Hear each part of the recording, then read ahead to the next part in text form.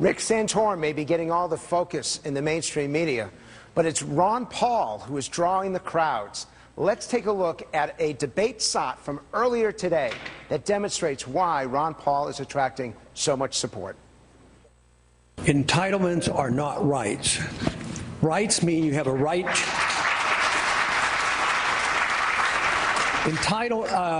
Rights mean you have a right to your life, and you have a right to your liberty, and you should have a right to keep the fruits of your labor. And this is quite a bit different. But earlier on, there was a little discussion here about gay rights.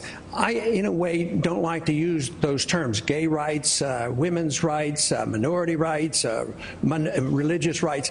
There's only one type of right. It's your right to your liberty. The right to your liberty. Senator Rand Paul, welcome to New Hampshire. Thank you. Tomorrow I'm going to try to catch up with the congressman, but he's been drawing so many people that you can't even get inside some of these halls. What is it about his message that is attracting people by the thousands? Well, I think it's the fact that he's a consistent fiscal conservative, but he also believes in a little bit different foreign policy, one restrained by the Constitution, where we only go to war if Congress votes on a declaration of war, and there's some restraint that a war is not always the answer. We might have to go to war, but we only go to war when the people's house, when Congress votes on it. One person doesn't get to make that decision.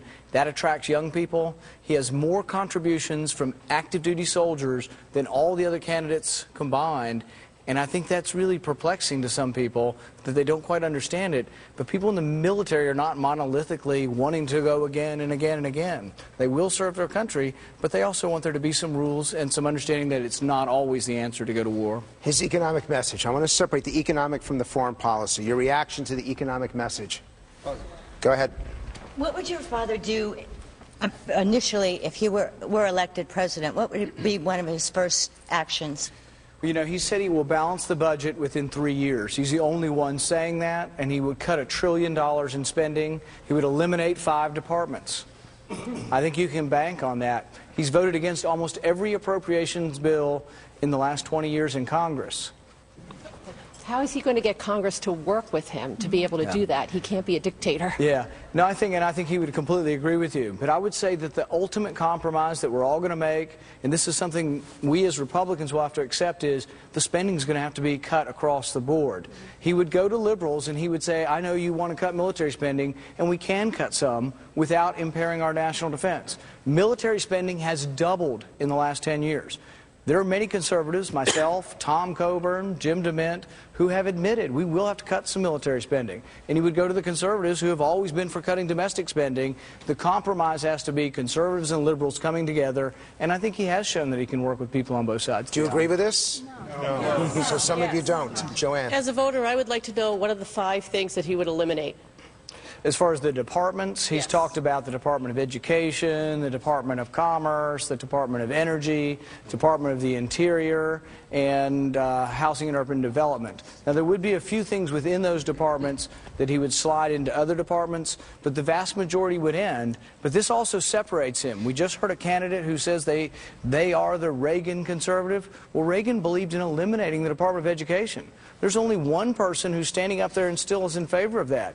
Ron Paul was one of only 4 congressmen to support Reagan over Gerald Ford. He's been doing it his whole career. So many want to be Reagan conservatives, but they're for Medicare Part D, the largest entitlement program of the last 20 years. So let me ask you, you don't agree with this. Don't you want these cuts? I agree. Yes. I agree, absolutely. We need to wake up and realize that we need to cut spending. There is nothing left for Social Security. I'm giving my paycheck away to a program that has failed. We need to get serious about these cuts. In the back. Yeah, I agree as well. I definitely think that we could definitely cut things from everything can be cut. We're always spending too much, and like the government's way too big right now. Randy. Yeah, nobody disagrees with his economic policy for the most part. It's everything else. We'll get to that in 1 second. So far, all we've seen are the Defense Department cuts, though. I mean, when are we going to get to entitlements? Reaction?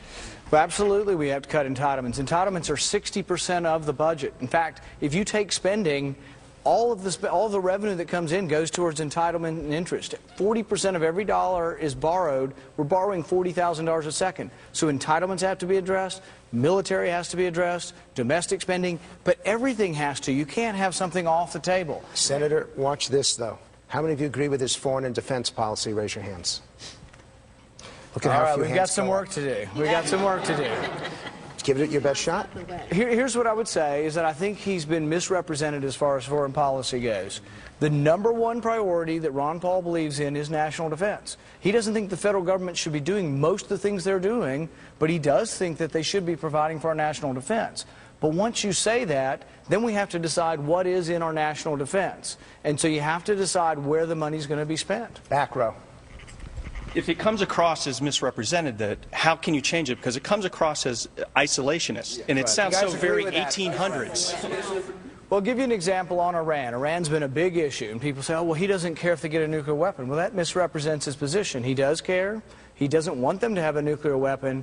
But then the question is, can we contain Iran or must we go to war? And I'll give you an example of how mainstream his position is. The three previous heads of the U.S. Central Command, General Zinni, Abizaid, and Admiral Fallon, all say a preemptive attack could have repercussions that would actually hurt us and hurt Israel. The head of Israel's Mossad, Tamir Pardo, said this week, we need to quit saying it's an existential threat to Israel because we're trapping Israel into a cataclysmic war. There might be other answers. The Cuban Missile Crisis. Did we invade Russia? No, we blockaded Cuba. But eventually we negotiated and we took missiles out of Turkey and out of Italy in order for Russia to take missiles out of Cuba. Sometimes there could be a diplomatic solution. It doesn't always have to be war. Did he get you? No. Yes. Well, all right, let me keep trying. No. Give me 5 more minutes and I can get a few more. And you're going to get 5 more minutes because when we come back, we're going to show the best ad of the 2010 campaign, and we're all going to wish Senator Paul a happy birthday. Thank you. And then we've got some great ads to show you, the woman who would be First Lady of the United States of America, when we come back. Stay tuned.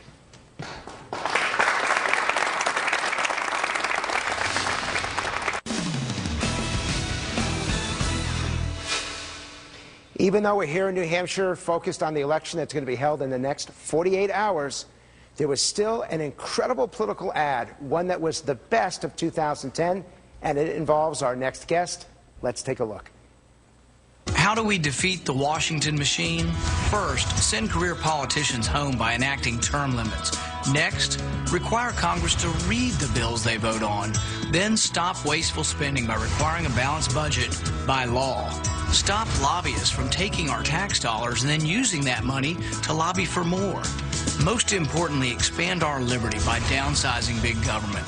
I'm Rand Paul, and I approve this message because government is the servant, not the master. Okay, how many of you agree with that ad? Raise your hands. It's unanimous. So here's my question, Senator. Did you beat Washington in the last year, or did Washington beat you? We've started. The first thing we did when I got there was we ended earmarks. That was the first vote I took. It was even before I was sworn in. And it's changed the culture in Washington. Now, every time the Democrats want to spend new money, we insist that it come from somewhere in the budget. Now, the Democrats are still insisting that it come from new taxes or from borrowing. But we're insisting that it come from somewhere. So the dynamic of the conversation has changed. But I'll tell you where we're still failing. Republicans are united for a balanced budget amendment, and yet when it comes to $300 million to subsidize local airports or $200 million for Amtrak, we're losing half the Republicans still. So we still have more work to do, and when I ran, I said, it's just not about getting a Republican, it's about what kind of Republican you get, and we have to have ones who will cut spending. So explain to me, what is it about Washington that you hate so much? Describe it to me. They don't do what they say. Dave. Lack of job creation. That's it. I don't So you see... think Washington should be creating jobs? I think that they should be cutting they're not spending, voting to make cutting cuts. spending and making tax cuts to open up opportunities for new jobs. They speak out of both sides of their mouth. Exactly. Okay? One more time. They speak out of both sides of their mouth. Explain that. Okay? Basically, what you want to hear is what I'm going to tell you. And what he wants to hear, I'm going to tell him. Now it's up to you to decipher it. Alice. Their priority really is not looking out for us, but who's going to help them and support them with their finances in winning the next election. Is that your priority? Well, I think that's one reason why we have to have term limits. I've been up there for about... Agree? about a year, and I can promise you there's no monopoly on knowledge in Washington. They're normal human beings, and sometimes better and sometimes worse than the average, but we need turnover. Part of the problem is in 2010 we got a bunch of new people, but none of them are in leadership. They're all new there, and we're unable to control the process. We're stopping some bad things, but we don't have the numbers yet to do good things. Are you attacking your leadership? No, I would never think of that. You know, can I retract that? Yes, but it still ends up there. So send a message to Washington. What message do you want to send? Well, I want to send a message that they're supposed to be working on our behalf, not in theirs, not to get themselves reelected. Barry, what message do you send? You know, we've been looking at some of the cuts in spending, but we look at what Leanna Panetta did last week with Obama, $1 trillion in the military. There could have been a lot of other areas we could have cut. And I was just wondering what your father's opinion might have been on that as well. Well, I think we need to cut across the board. And the interesting thing is, you remember we had that debt commission, and they talked about cutting $1.2 trillion. You say, well, gosh, that sounds like a good thing. They're going to cut a lot of money. It was all from the rate of increase.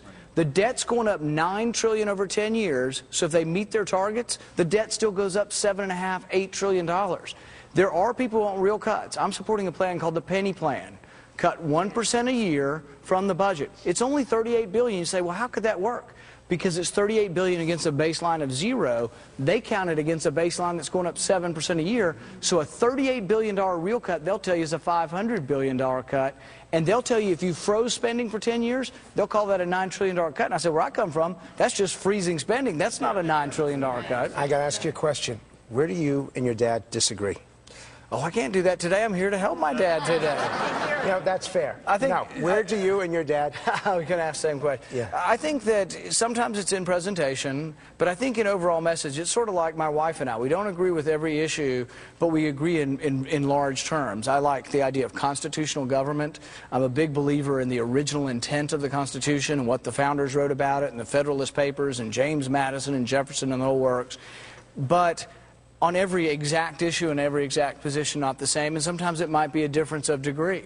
For example, I think we do need less troops overseas. Can it be 0 tomorrow? Maybe not. But I do think that Japan needs to pay more for their defense. I think China needs to pay more. Most of the oil going through the Straits of Hormuz is China's. We send China foreign aid, for goodness sakes. That is the most ridiculous thing in the world. Now, you're not the only Paul who's got good advertising. I'd like to show our viewers at home one of the most effective Ron Paul ads. Let's take a look.